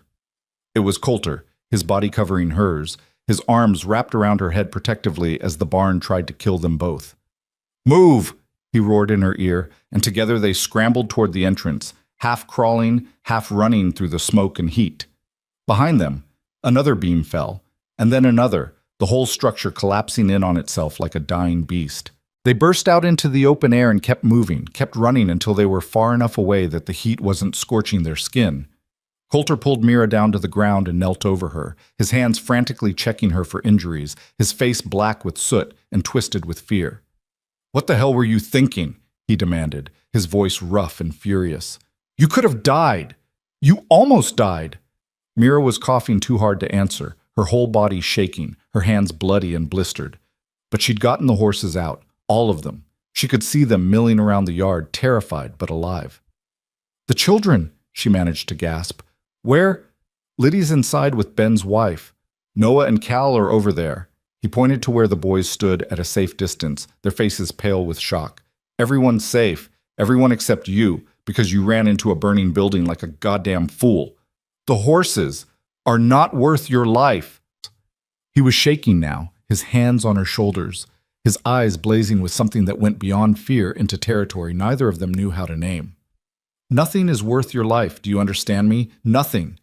Mira stared at him, her breath catching, and realized with sudden, startling clarity that he wasn't just angry, he was terrified. Terrified in the way people were when they were about to lose something irreplaceable. Before she could process that thought, one of the ranch hands shouted a warning. "Riders! 3 of them coming fast from the north!" Coulter's head snapped up, and Mira saw his expression shift from fear to something cold and deadly. He pulled his revolver from his belt and stood, positioning himself between Mira and the approaching horsemen. Braden Cole and his 2 men rode into the yard at a gallop, pulling their horses to a stop just outside the ring of people fighting the fire. Braden surveyed the burning barn with satisfaction. Then his eyes found Mira on the ground, bleeding and covered in soot. "Hell of a fire," he called out, his voice carrying over the roar of flames. "Shame about your barn, Reeves. These things happen, though. Accidents." "That was no accident," Coulter said quietly, his gun aimed steady at Braden's chest. "You did this?" "Can't prove that." Braden smiled. "But I did warn you this wasn't over. Maybe now you'll take me seriously. Maybe now you'll pay what's owed." "The only thing I'm going to pay is a bullet if you don't leave right now." Braden's smile widened. "See, that's where you're wrong, because I brought some friends this time, and they're real interested in having a conversation with you about respect and debts and what happens to people who think they're too good to negotiate." The 2 men with him drew their weapons, and suddenly the situation exploded. One of Coulter's ranch hands fired first. Not to kill, but to warn, the shot kicking up dirt near Pike's horse. But Pike panicked and fired back, and then everyone was shooting, diving for cover, the air filling with the crack of gunfire and the screams of horses and people. Coulter grabbed Mira and pulled her behind a water trough, his body shielding hers as bullets struck wood and metal around them. She could see Noah and Cal taking cover behind the well, see ranch hands returning fire from positions around the yard. "Stay down," Coulter shouted, then raised his gun over the trough and fired 3 times in quick succession. One of Braden's men, the thin, scarred one, went down, clutching his shoulder. Pike's horse reared and threw him, and he scrambled for cover behind a wagon. But Braden stayed mounted, controlling his horse with one hand while firing with the other, his face twisted with rage. He was aiming not at Coulter, not at the ranch hands, but toward the house, toward where Liddy stood frozen in the doorway, too scared to move. "No!" Mira's scream tore from her throat as she saw Braden's gun turn toward the little girl. Without thinking, without hesitation, she threw herself up and ran, not away from the gunfire, but directly into it, directly toward Liddy. She reached the porch just as Braden fired. The bullet caught her in the left side, just below her ribs, spinning her around and dropping her to the ground like a stone. The pain was white-hot, absolute, stealing her breath and her vision in one terrible instant. But she'd done it. She'd put herself between Braden and Liddy, and the little girl was unharmed. Somewhere in the chaos, Coulter was roaring like a wounded animal. He vaulted over the trough and charged Braden, grabbed him by the leg and pulled him from his horse. They went down hard, fighting with fists and fury, and Coulter was beyond reason, beyond mercy, every ounce of fear and rage and helplessness pouring out in savage violence. He didn't stop until Braden was on the ground, disarmed, his face bloody, begging for mercy he didn't deserve. The other men had scattered. Pike was wounded and running. The scarred man was unconscious. The fight was over. But Coulter didn't care about any of that. He left Braden in the dirt and ran to where Mira lay on the porch, her blood soaking into the wood, her face white as death. "No, no, no," he was saying, over and over, his hands pressing against the wound, trying to stop the bleeding. "Stay with me, Mira. Stay with me, please." Liddy was crying, clinging to Mira's hand. Noah and Cal had run up, their faces stricken. Mira's eyes fluttered open, unfocused, searching for and finding Coulter's face above her. "The children," she whispered, blood on her lips. "Are they safe?" "They're safe," Coulter said, his voice breaking. "Because of you." "God, Mira, what did you do?" "Protected them." She managed something that might have been a smile. That's what you do. For family." Her eyes closed, and Coulter's world narrowed to the sound of his own voice, screaming for someone to get the doctor, screaming at Mira to stay awake, screaming at a God he'd stopped believing in to please not take her too. Not her, anyone but her. The doctor arrived 47 minutes later, though to Coulter it felt like 47 years. Every second that passed while he knelt on the porch, with Mira's blood soaking through his hands, was an eternity. Every shallow breath she took a gift he didn't deserve. He'd carried her inside, so carefully, like she was made of glass, and laid her on the kitchen table because it was longer and sturdier than any bed. Noah had run for blankets. Cal had pumped water until his arms shook. Liddy had stood in the corner, silent tears streaming down her face, clutching her doll so tight the fabric tore. And Coulter had pressed his hands against the wound and prayed with words he'd forgotten he knew. Doc Harrison was an old man, silver-haired and grim-faced, with hands that had seen every kind of injury the frontier could produce. He took one look at Mira, at the blood, at Coulter's face, and started barking orders. Boil water, clean cloth, lots of it, whiskey if you have it. And get these children out of here. This isn't something they need to see. Noah herded his siblings upstairs, though Liddy fought him, her small voice breaking as she called out for Mira. The sound of it nearly shattered Coulter, but he stayed rooted beside the table, his jaw clenched so tight his teeth ached. You too, Reeves, Doc Harrison said, washing his hands in the basin Noah had filled. Unless you can keep steady. I'm staying. The doctor looked at him, really looked at him, and whatever he saw made him nod once. Then hold her down. This is going to hurt, and she's going to fight even unconscious. The next hour was the worst of Coulter's life, and he'd lived through his wife dying slowly of fever, through winters that killed half his herd, through a childhood that had beaten the softness out of him before he'd turned 12. But watching Doc Harrison dig the bullet out of Mira's side while she screamed and thrashed against Coulter's hold, watching her blood spill across the table in rivers, watching her go limp and silent in a way that made his heart stop. Nothing had prepared him for that. Got it, the doctor finally said, holding up the misshapen piece of lead with his forceps. Missed anything vital, thank God. But she's lost a lot of blood. Next few days will tell us if she's strong enough to pull through. She is, Coulter said hoarsely. She's the strongest person I know. Doc Harrison began stitching the wound closed, his movements precise and efficient. She'll need constant care, someone to watch her, change the bandages, keep her warm.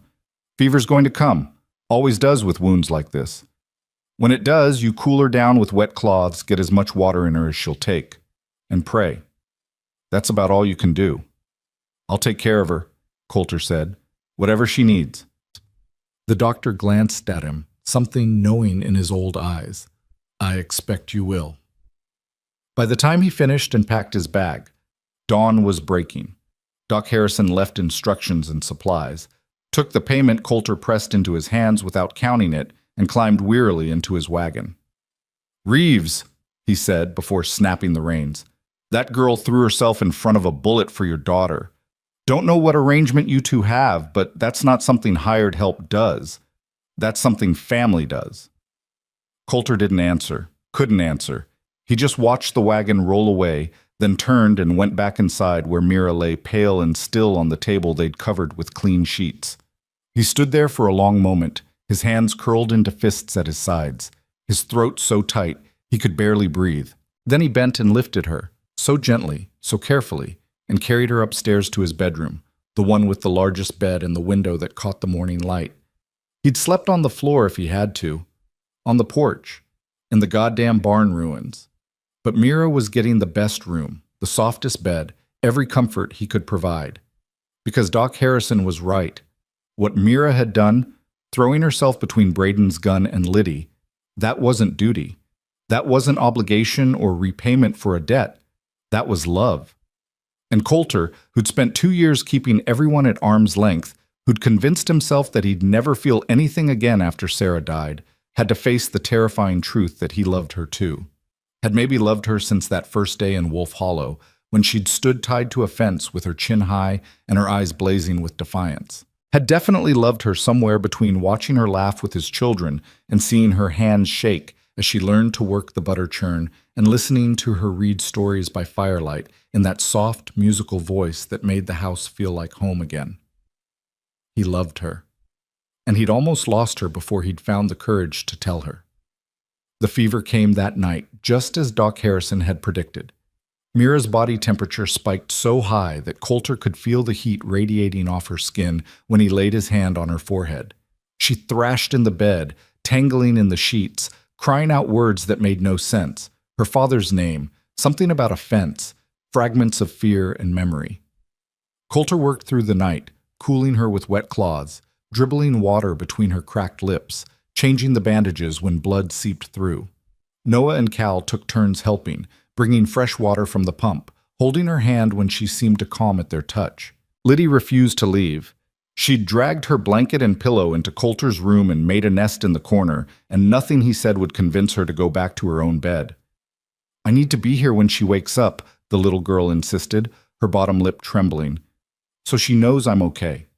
So she knows she didn't get hurt for nothing." So Coulter let her stay.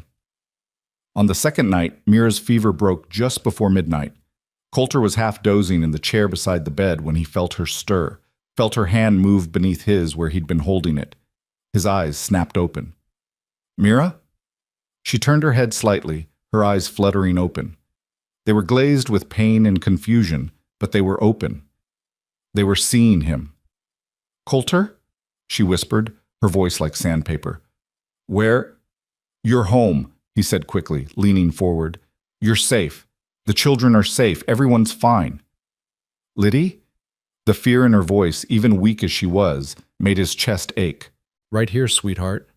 He glanced at the corner where his daughter had finally fallen asleep. She wouldn't leave. None of them would. Mira's eyes closed again, but this time it was the natural exhaustion of healing, not the terrible stillness of unconsciousness. "Good," she breathed. "That's good." "You took a bullet," Coulter said, his voice rough. "You ran straight into gunfire. You could have died." "But I didn't." She managed to open her eyes again, meeting his gaze. "And Liddy's safe." "You're insane," he said, but there was no heat in it, only wonder and fear and something too big to name. "Completely insane." The ghost of a smile touched her lips. "Probably." He wanted to say so many things. Wanted to tell her that she'd terrified him, that watching her bleed on the porch had broken something inside him that he didn't know could break twice. Wanted to tell her that she was brave and foolish and perfect, and his, if she'd have him. But she was already slipping back into sleep, her body demanding rest it desperately needed, and the words stayed locked in his chest where they burned like embers. "Rest," he said instead, his thumb brushing over her knuckles. "I'll be right here." And he was. The days that followed fell into a new rhythm. Coulter barely left Mira's side except when absolutely necessary. He'd assigned Ben, his most trusted ranch hand, to oversee the work while he played nurse, a role he'd learned with Sarah and had hoped never to perform again. But this was different. Sarah's illness had been slow and inevitable, a drowning he couldn't stop no matter how hard he fought. Mira's injury was sudden and violent, but it was also survivable. She was healing. Slowly, painfully, but healing. He changed her bandages twice a day, gritting his teeth against the way she tried not to cry out when he had to clean the wound. He helped her sip broth and water, supported her when she needed to sit up, read to her from the books Noah brought from the small shelf downstairs, dime novels and poetry, and even the Bible. Though Coulter stumbled over the verses, his voice uncertain with faith he'd lost long ago. And she listened, or pretended to, when she was too tired to keep her eyes open, and sometimes she'd reach for his hand and hold it while he read, her grip weak but steady. The children visited constantly. Noah would sit on the edge of the bed and tell her about the ranch work, about how they were already clearing the barn wreckage and planning to rebuild come spring. Cal brought his carvings, a whole menagerie now, and lined them up on the windowsill where Mira could see them when she woke. And Liddy simply crawled into bed beside her whenever Coulter's back was turned, curling against Mira's uninjured side and falling asleep there, her small hand clutching Mira's nightgown. "You're going to hurt her," Coulter warned one afternoon, trying to extract his daughter. "She's fine," Mira said softly, her arm coming around Liddy protectively. "Let her stay." So he did. On the 5th day, Mira was finally strong enough to sit up without help, though the effort left her pale and shaking. Coulter propped pillows behind her back and handed her a cup of tea, watching carefully as she wrapped both hands around it. "I need to tell you something," he said, settling into the chair beside the bed. "About what happened. After." Mira looked at him, waiting. "Sheriff came out," Coulter continued. "Arrested Braden Cole and what's left of his men. Cole's going to prison for attempted murder, arson, a list of charges long as my arm. He won't be bothering anyone again." Relief flooded Mira's face. "Good. But there's more." Coulter leaned forward, his elbows on his knees, his eyes on his clasped hands. "While you were..." While you were unconscious, I did something, and I need to know if it's all right." Mira frowned. "What did you do?" He rose and crossed to the dresser, pulling out a folded piece of parchment from the top drawer. His hands shook slightly as he brought it back to the bed and held it out to her. "I had my lawyer draw this up, had him file it with the county. It's legal, binding. But if you don't want it, if it's too much, I can—" "Coulter." Mira set down her tea and took the parchment, unfolding it carefully. "What is this?" "Just read it." She did, her eyes moving over the careful script, and Coulter watched her face as understanding dawned, watched the way her breath caught, the way her fingers trembled against the paper, the way tears began to spill down her cheeks. It was a deed. The deed to the Reeves Ranch, all 1,500 acres, the house, the outbuildings, the livestock, everything. And on the line for ownership, 2 names were written in perfect legal script: Coulter Reeves and Mira Langley. Equal partners, equal owners. "I don't understand," Mira whispered, looking up at him with those dark eyes swimming in tears. "Why would you? I can't accept this. It's too much." "It's not enough," Coulter said roughly. He knelt beside the bed, bringing himself to her eye level, and took her free hand in both of his. "Mira, you saved what I couldn't. You saved my children, my home, me. You brought life back to this place when I thought it was dead forever. You threw yourself in front of a bullet for my daughter without a second's hesitation. This ranch, this life, none of it means anything if you're not part of it. But don't." His grip tightened. "Don't say you're just anything. You're not just hired help. You're not just someone passing through. He struggled for words, his throat working. "You're family. You've been family since the day I brought you here. I just didn't know how to say it. Didn't know if I had the right." Mira was crying in earnest now, the parchment crumpling slightly in her grip. "Coulter, I can't take half your ranch." "Then take all of it," he said desperately.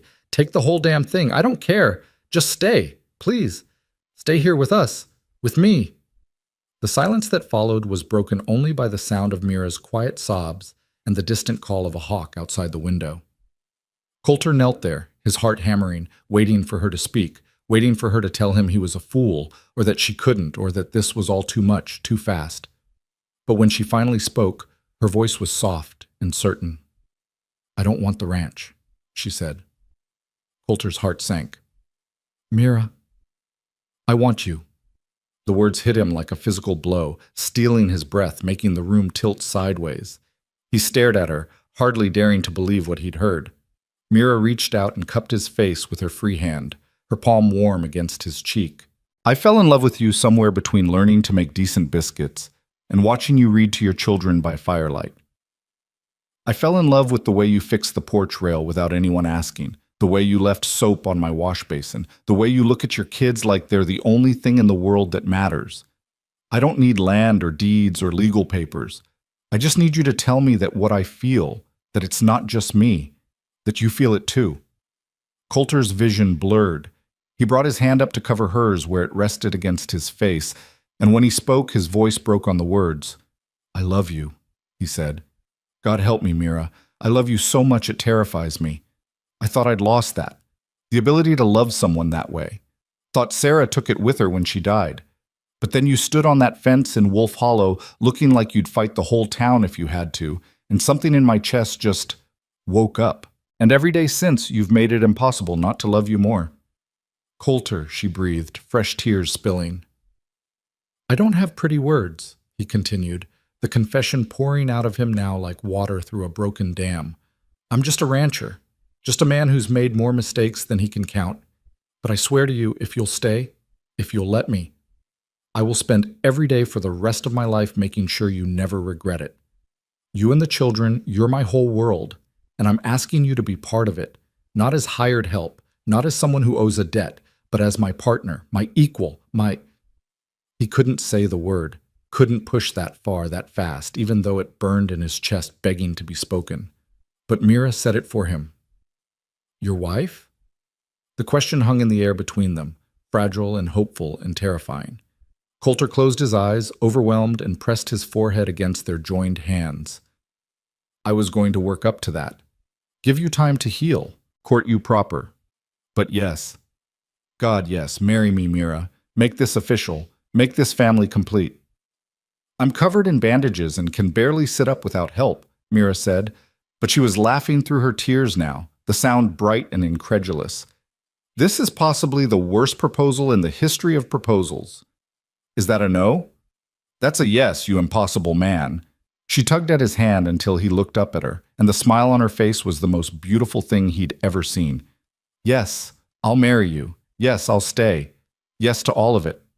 Coulter surged up and kissed her, careful of her injury, mindful of her pain, but unable to stop himself from needing that connection, that confirmation that this was real. Her lips were soft and warm beneath his, and she kissed him back with a tenderness that made his chest ache. When they finally broke apart, both breathing hard, Mira rested her forehead against his. "The children," she whispered. "What will they think?" "I think," came Noah's voice from the doorway, making them both jump, "that it's about damn time." Coulter turned to find all three of his children standing in the doorway. Noah, with his arms crossed and a rare smile on his face, Cal bouncing on his toes with barely contained excitement, and Liddy with her hands clasped under her chin like she was watching a fairy tale come to life. "How long have you been standing there?" Coulter demanded, though his ears were burning. "Long enough," Noah said. He stepped into the room, his brothers and sister following. "Long enough to hear you finally say what we've all known for weeks." "You knew?" Mira asked, incredulous. "Everyone knew," Cal piped up. "You two look at each other like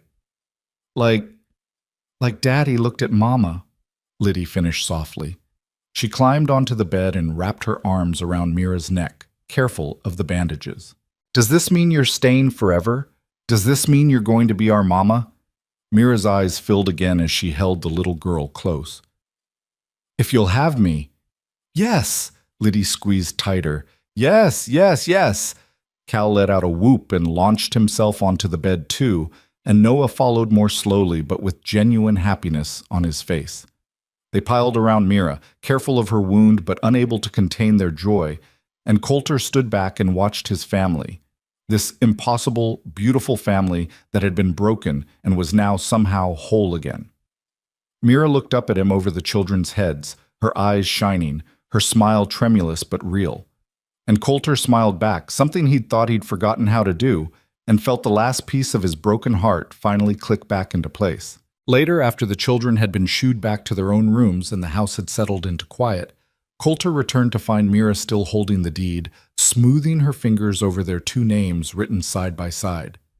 "I meant what I said," he told her, settling into the chair beside the bed. "This ranch is as much yours as mine. More, maybe, since you're the one who made it feel like home again." "I can't believe you did this," Mira said softly.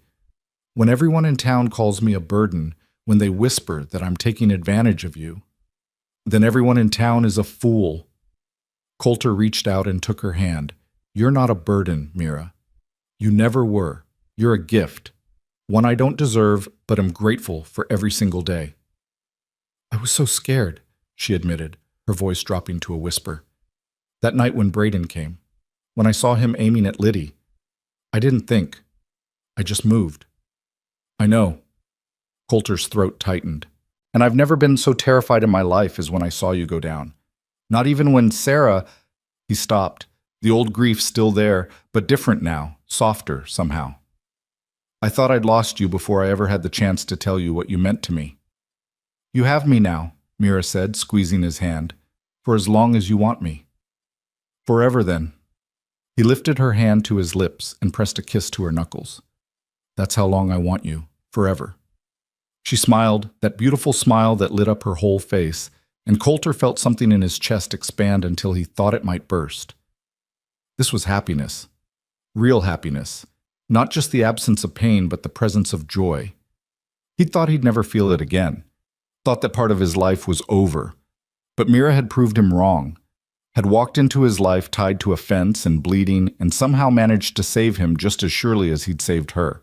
They sat together in the quiet, hands clasped, watching the stars appear one by one outside the window. And for the first time in 2 years, Coulter Reeves allowed himself to believe that tomorrow might be better than today. that the future might hold something worth living for after all. Spring came to the valley like a benediction, soft and green and impossibly gentle after the hard winter that had tested them all in ways they hadn't expected. The snow melted slowly, revealing earth that had slept beneath the cold, and with it came the kind of renewal that felt almost sacred. Wildflowers pushed through the thawing ground in defiant bursts of color, purple lupine and yellow balsam root and the delicate white of evening primrose. The aspens unfurled new leaves that shimmered silver green in the wind, and the creek that ran through the eastern pasture swelled with snowmelt, singing its ancient song. Mira stood on the newly rebuilt porch, one hand resting lightly on the rail that Coulter had replaced board by board through the winter months, and watched the sun rise over the mountains. The wound in her side was still tender when she moved wrong, still pulled when she stretched too far. But Doc Harrison had declared her healed enough to stop fussing over, which meant Coulter had finally stopped hovering quite so intensely. Though he still watched her. She could feel his eyes on her even now, from where he stood in the doorway behind her, could feel the weight of his concern and his love in equal measure. "You should be resting," he said, his voice still rough with sleep. Mira smiled without turning around. "I've been resting for 4 months. If I rest any more, I'll forget how to move." Doc said I was healed. That's different from fragile." She glanced back at him over her shoulder, her smile softening. "I'm all right, Coulter. I promise." He crossed to her and slipped his arms around her waist from behind, careful as always of her left side, and rested his chin on her shoulder. They stood like that for a long moment, breathing in the morning air, watching the light spill gold across their land. Their land. Even after 4 months, the thought still made Mira's breath catch. "The barn's almost finished," Coulter said quietly. "Another week, maybe 2, and we'll be ready to bring the horses back from Ben's property." "It's beautiful," Mira said, looking at the structure rising from the ashes of the old one. "Better than before. Had good help." He pressed a kiss to her temple. "Noah and Cal have been working like men twice their age. Even Liddy's been helping. She spent half of yesterday organizing nails by size in the tool shed. She takes after you, likes things orderly. She takes after you, likes feeling useful." Mira leaned back against him, letting his warmth and solidity anchor her. The winter had been hard, not just because of her injury, but because of everything that had come after. The gossip in town had reached a fever pitch when word spread that Coulter Reeves had made Mira Langley part owner of his ranch. The whispers had turned to outright accusations, the kind that would have destroyed a lesser woman. But Mira had learned something during those months of healing, something fundamental about her own strength. She'd learned that other people's opinions only had the power she gave them, that the truth of her life, the love she'd found, the family she'd become part of, the home she'd helped build, mattered more than 1,000 cruel tongues. Still, it had hurt, and it had taken Coulter's unwavering support and the children's fierce loyalty to remind her that she belonged here, that she'd earned her place not through manipulation, but through love and sacrifice, and the simple act of showing up every day ready to work and care and give everything she had. "I need to tell you something," Mira said, turning in his arms to face him. "About town. About the wedding. Coulter's jaw tightened. They'd been planning to marry in late spring, a simple ceremony at the ranch with just family and close friends. But every time they'd tried to set a date, something had come up. Mira's health, the barn reconstruction, a particularly brutal stretch of weather that had kept everyone focused on survival rather than celebration. "If you want to wait longer," he started. "No." Mira reached up and cupped his face, feeling the rasp of morning stubble against her palms. "I don't want to wait. I want to marry you. I want it to be official, legal, binding in every way that matters. But I also want to do it right." "Right how?" "I want to do it in town. At the church. With everyone watching." Coulter pulled back slightly, frowning. "Mira, after everything they've said about you—" "Exactly." Her voice was firm, certain. "I want them to see. I want them to watch me walk down that aisle and marry you with my head held high. I want them to know that their whispers didn't break me, that their cruelty didn't drive me away. I want them to see that I belong here, that I've earned this, and that no amount of gossip changes the truth." Coulter stared at her for a long moment, something like awe flickering in his pale blue eyes. Then he pulled her close and kissed her, deep and thorough and full of pride. "You," he said when they finally broke apart, "are the bravest person I've ever met." "I'm terrified," Mira admitted. "That's what makes it brave."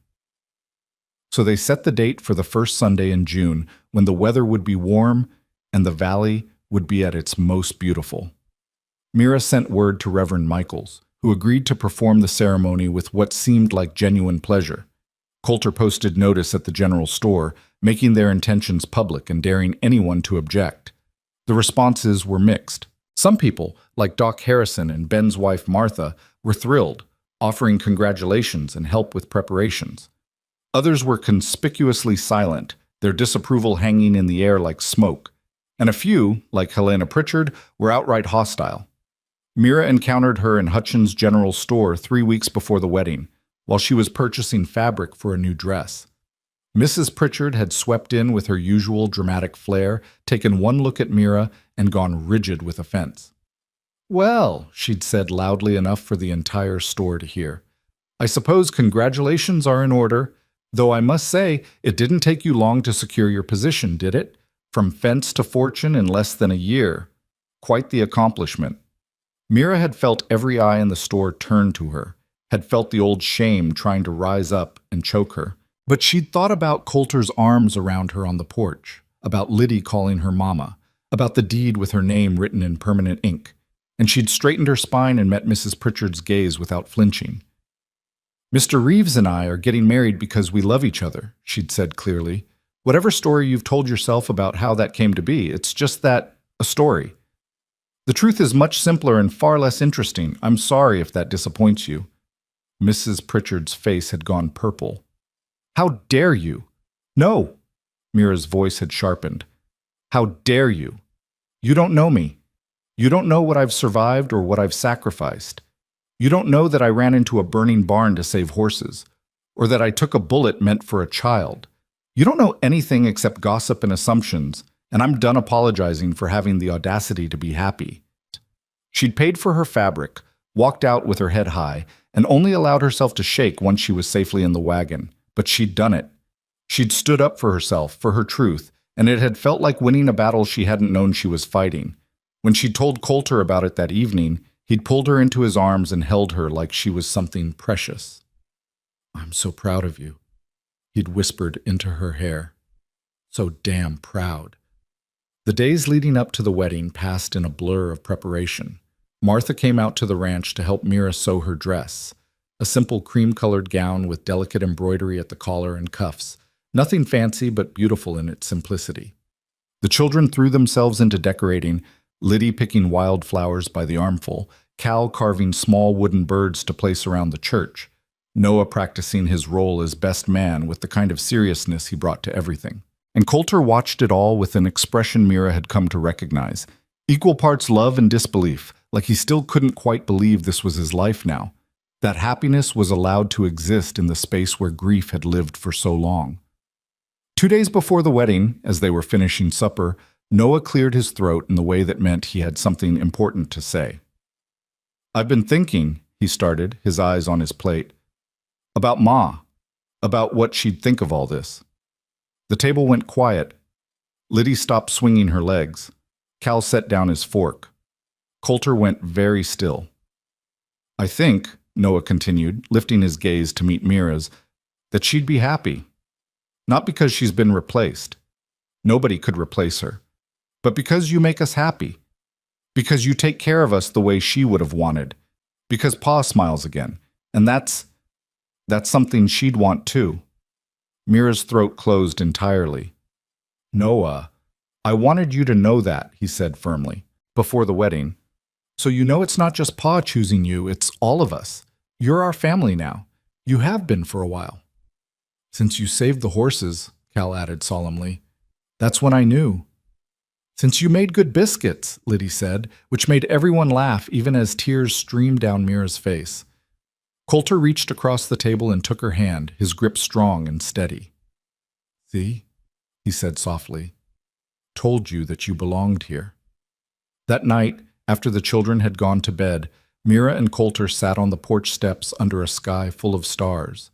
Mira leaned against his shoulder, his arm around her waist, both of them lost in the comfortable silence that had become their language. "Are you nervous?" Coulter asked eventually. "About Sunday?" "Yes," Mira admitted, "but not about marrying you. Never about that. I'm nervous about walking into that church and seeing all those faces, about giving them another chance to judge me." "But they can judge all they want," Coulter said firmly. "Doesn't change what's true. Doesn't change us." "I know, but I'd be lying if I said it didn't hurt sometimes. The things they say, the way they look at me like I'm something dirty they scraped off their boots." Coulter was quiet for a moment, his jaw working. Then, "Sarah used to say that people fear what they don't understand, and they try to destroy what they fear. You scare them, Mira, because you didn't play by their rules. You didn't accept the fate they assigned you. You fought and survived and built something better, and that makes them uncomfortable because it means they could too, if they had your courage. So they tear you down instead, try to make you small again so they don't have to look at their own limitations." Mira turned to look at him, surprised. "Sarah said that?" "Among other things, she was wiser than me by half." He smiled slightly. "She would have liked you, I think, would have appreciated your spine." "I wish I could have known her." "Me too." Coulter pressed a kiss to her temple. "But I'm grateful for the time I had with her, and I'm grateful for the time I get with you. Both things can be true." Mira nodded, understanding in a way she hadn't before that love didn't diminish love, that honoring what came before didn't mean rejecting what came after. Sarah would always be part of this family, part of this land, part of the story. But Mira was writing the next chapter, and there was room for both truths to exist. "2 more days," she whispered. "2 more days," Coulter agreed, "and then you're mine. Legally, officially, irrevocably mine." "I've been yours since you cut those ropes," Mira said softly. "Everything else is just paperwork." He laughed, the sound warm and genuine, and pulled her closer. They sat like that until the moon rose high and silver, two people who'd been broken and lost finding their way home to each other. The morning of the wedding dawned clear and bright, the kind of perfect June day that felt like a gift. Mira woke early, her stomach a tangle of nerves and excitement, and found Martha already in the kitchen brewing coffee and laying out breakfast. "Morning, bride," Martha said with a warm smile. "Ready for the biggest day of your life?" "I think so," Mira said, accepting the cup of coffee gratefully. "Ask me again in an hour." The house was already buzzing with activity. Liddy was racing through the rooms in her new dress, pale yellow with white ribbons, chattering about flowers and whether her hair should be braided or loose. Cal was attempting to tie his own necktie and making a spectacular mess of it. Noah was polishing his shoes with intense concentration, determined that everything would be perfect. And Coulter had disappeared early to Ben's place, driven off by Martha's insistence that it was bad luck for the groom to see the bride before the ceremony. Mira had caught his reluctant gaze as he'd left, seen the promise there. "Just a few hours, and then I'm not leaving your side again." Martha helped Mira into her dress, fastening the tiny buttons up the back with practiced efficiency. The fabric settled around her like a whisper, and when Mira caught her reflection in the mirror, she barely recognized herself.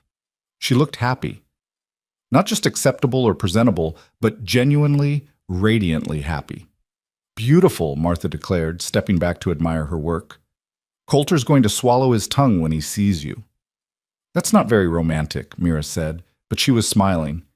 "It's honest. Come on, let's get you to that church before you lose your nerve." The ride into Wolf Hollow felt both endless and far too short. Mira sat in the wagon between Martha and Doc Harrison, who'd volunteered to walk her down the aisle in lieu of the father she no longer had. The children rode in the back, Liddy clutching her basket of wildflowers, the boys unusually quiet and serious in their Sunday best. As they rolled into town, Mira saw people stopping on the sidewalks to watch. Some smiled, some whispered, some turned away. But Mira kept her eyes forward, her chin high, her hands folded calmly in her lap, even though they wanted to shake. The church stood at the end of Main Street, white paint gleaming in the sunshine, its bell tower reaching toward the endless blue sky. Wagons and horses filled the area around it, more than Mira had expected, more than seemed possible for a wedding that half the town had condemned. "Looks like you've got quite an audience," Doc Harrison said dryly. "Hope you're ready for them." "I am," Mira said, and meant it. They pulled up in front of the church, and Doc helped her down from the wagon with careful courtesy. Martha gathered the children, fussing over their appearances one last time. Then they were climbing the steps, entering the cool dimness of the sanctuary, and Mira's breath caught. The church was full. Every pew was occupied, faces turning to watch as she appeared in the doorway. She recognized some of them, shopkeepers and ranchers, their wives and children, people she'd seen in passing during her months in Wolf Hollow. Some looked curious, some looked skeptical, and some, like Helena Pritchard sitting ramrod straight in the third row, looked openly disapproving. But Mira barely saw any of them, because Coulter was standing at the front of the church beside Reverend Michaels, and the moment his eyes found hers, the rest of the world fell away. He was wearing a black suit she'd never seen before, his hair combed back, his face clean-shaven. But it was the expression on his face that made her heart stutter, pure, unfiltered love and awe, maapam, and something that looked almost like worship. The organ began to play, and Doc Harrison offered her his arm. "Ready?" he whispered. Mira nodded, unable to speak past the emotion clogging her throat. They started down the aisle, slow and measured, and Mira kept her eyes on Coulter. Watched his throat work as he swallowed hard. Watched the way his hands clenched and unclenched at his sides like he was physically restraining himself from running to meet her halfway. She passed Helena Pritchard, who was staring at her with narrowed eyes. Past Samuel Porter, who'd shown up out of morbid curiosity. Past all the people who'd whispered and judged and condemned her. And she didn't care. Didn't care about any of them. Because Coulter was waiting for her at the end of that aisle, and he was looking at her like she'd hung the moon and stars, like she was the answer to every prayer he'd forgotten how to say. When they finally reached the front of the church, Doc Harrison placed her hand in Coulter's with gentle ceremony. "Take care of her," he said quietly. "She's something special." "I know," Coulter replied, his voice rough. "I will." Reverend Michaels cleared his throat and began the ceremony. Mira heard the words, the traditional vows, the promises, the blessings, but they felt distant, unimportant compared to the way Coulter was holding her hands, the way his thumbs stroked over her knuckles, the way he was looking at her like she was the only person in the entire world. "Do you, Coulter James Reeves, take this woman to be your lawfully wedded wife, to have and to hold from this day forward, for better or worse, for richer or poorer, in sickness and in health, to love and to cherish, until death do you part?" "I do." Firm, certain, no hesitation. "And do you, Mira Elizabeth Langley, take this man to be your lawfully wedded husband, to have and to hold from this day forward, for better or worse, for richer or poorer, in sickness and in health, to love and to cherish, until death do you part?" Mira's voice shook, but it carried. "I do." "The rings, please." Noah stepped forward, looking so proud and grown up it made Mira's eyes burn. He handed Reverend Michaels 2 simple gold bands, and the Reverend blessed them before giving one to Coulter. Coulter took Mira's left hand and slid the ring onto her finger with infinite gentleness. "With this ring," he said, his voice breaking slightly, "I thee wed." Then it was Mira's turn. She took the second ring and slid it onto Coulter's finger, her hands trembling but steady enough. "With this ring, I thee wed."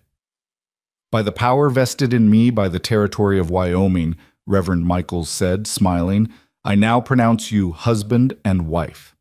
Mr. Reeves, you may kiss your bride." Coulter didn't wait for permission.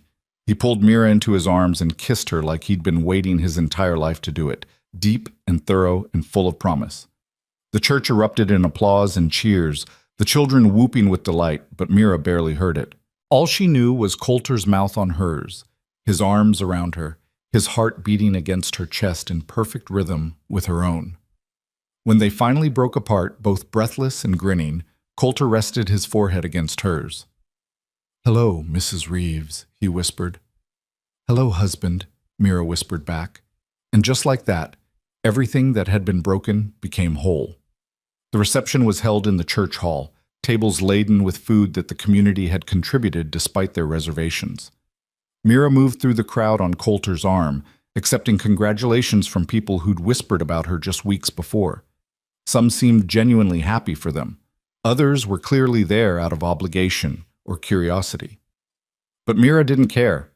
She was too busy watching Liddy dance in circles with Cal, watching Noah actually smile and laugh with some of the other boys his age, watching Coulter relax in a way she'd never seen him do in public. At one point, Helena Pritchard approached them, her face tight but civil. "Congratulations," she said stiffly. "Thank you," Mira replied, keeping her voice pleasant. Helena hesitated, then leaned in slightly. "I may have misjudged you. Perhaps. What you did, saving that child, taking that bullet, that's not something someone with selfish intentions would do." It wasn't quite an apology, but it was close. Mira accepted it with grace. "Thank you for saying so." Helena nodded once and swept away, and Coulter looked down at Mira with raised eyebrows. Did Helena Pritchard just admit she was wrong? I think she did. Maybe miracles do happen. As the sun began to set, painting the sky in shades of gold and crimson, Coulter pulled Mira aside to a quiet corner of the hall. "I have something for you," he said, reaching into his coat pocket. "A wedding gift." "Coulter, you didn't need to." "I wanted to." He pulled out a small leather journal, worn but well kept, and placed it in her hands. This was Sarah's. Her recipes, mostly, but also some thoughts, some stories she wrote down. "I want you to have it." Mira stared at the journal, overwhelmed. "Are you sure?" "I'm sure." His voice was gentle. "You're part of this family now, part of its history and its future. Sarah would want you to have it, would want you to add your own recipes, your own stories, make it ours instead of just mine." Tears spilled down Mira's cheeks as she opened the journal and saw Sarah's handwriting, delicate and precise. On the first page she'd written, "For my children, so they always remember where they came from." Underneath, in fresh ink, Coulter had added, "And for Mira, who helped them remember where they're going." "Thank you," Mira whispered, clutching the journal to her chest. "For everything. For saving me, for loving me, for giving me a home when I had nowhere else to go." "No," Coulter said, pulling her close. "Thank you. For bringing us back to life, for teaching us how to be a family again, for loving my children like they're yours, for being brave enough to stay." They stood like that for a long moment, wrapped in each other's arms while the celebration continued around them. Then Liddy appeared, tugging on Mira's skirt. "Mama, can we go home now? I want to show you the surprise we made." "Mama." The word still sent warmth flooding through Mira's chest every time she heard it. "Of course, sweetheart. Let's go home." Home. The word had never sounded so perfect. They rode back to the ranch as a family, all 5 of them crowded into the wagon, Liddy falling asleep against Mira's shoulder, the boys arguing good-naturedly about who got to drive the horses tomorrow, Coulter's arm around Mira's waist anchoring her to this moment, this life, this impossible happiness. When they arrived, the children raced ahead to the house, and Coulter helped Mira down from the wagon with exaggerated courtesy that made her laugh. "Welcome home, Mrs. Reeves," he said formally, then swept her into his arms without warning. "Coulter, what are you doing?" "Carrying my bride over the threshold. It's tradition." "We've already lived here for months." "Doesn't matter. You're my wife now. Everything starts fresh." He carried her up the porch steps and through the door, and Mira gasped. The house had been transformed. Wildflowers filled every available surface, their sweet scent perfuming the air. Candles glowed softly in the windows. And on the mantel above the fireplace, someone had arranged Cal's wooden carvings, the entire menagerie, around a new carving she'd never seen before. A family. 2 adults and 3 children carved in simple lines but unmistakable. "The children did this," Coulter said softly, setting her down. "While we were in town. They wanted you to know you're really part of this family now." Mira crossed to the mantel and picked up the carving with trembling hands. The figures were holding hands, connected, complete. "It's perfect," she whispered. "You're perfect," Coulter corrected, coming to stand behind her. "And you're mine. Finally, officially, irrevocably mine." She turned in his arms and kissed him, soft and sweet and full of promise. Yours, she agreed. Always. The children appeared then, fresh from washing up, their faces bright with exhaustion and happiness. Did you like the surprise? Liddy asked anxiously. I loved it, Mira assured her, pulling the little girl into a hug. It's the best gift anyone's ever given me. Better than the ranch? Cal asked. Mira laughed. Better than anything, because it means I have all of you, and that's all I've ever wanted. That night, after the children had been tucked into bed with kisses and promises of tomorrow, Coulter and Mira stood together at the bedroom window, looking out over their land bathed in moonlight. Do you ever think about that day in Wolf Hollow? Mira asked quietly. About what would have happened if you hadn't stopped. Every day, Coulter admitted. And every day I'm grateful I did. Grateful that something made me look at you and see not just a girl in trouble, but someone worth fighting for. I was so angry that day, Mira said. Angry at my father for dying, at Porter for tying me up, at the whole world for being cruel. But then you cut those ropes, and it was like I could breathe again. You saved me too, you know, Coulter said. Maybe not from ropes or bullets, but from something just as deadly. Grief, loneliness, the slow death of forgetting how to hope. Mira turned to face him, her hands coming up to frame his face. We saved each other then. Yeah. He smiled, and it transformed his entire face. We did. They made love that night with a tenderness that brought tears to both their eyes, every touch a promise, every kiss a vow. And afterward, lying tangled together in the moonlit darkness, Mira felt a peace she'd never known was possible. She'd started this journey tied to a fence, branded a burden, destined for a fate worse than death. And she'd ended it here, in the arms of a man who loved her, surrounded by children who called her mama, owning half of the most beautiful land she'd ever seen. From shame to sanctuary. From debt to destiny. From burden to beloved. She'd earned every single step of that transformation, earned it with courage and hard work, and the simple refusal to let cruelty define her worth. Coulter? She whispered into the darkness. Thank you. For seeing me when everyone else just looked away. His arms tightened around her. Thank you for letting me. For trusting me enough to stay. Always, she promised. I'll always stay. And as sleep pulled her under, warm and safe and loved beyond measure, Mira Langley Reeves smiled. Because she'd finally found what she'd been searching for all along. Not a home, not wealth, not even safety. She'd found belonging. And that made all the difference. Outside, the valley slept beneath a blanket of stars. The creek sang its endless song, and the wind whispered through the aspens like a blessing.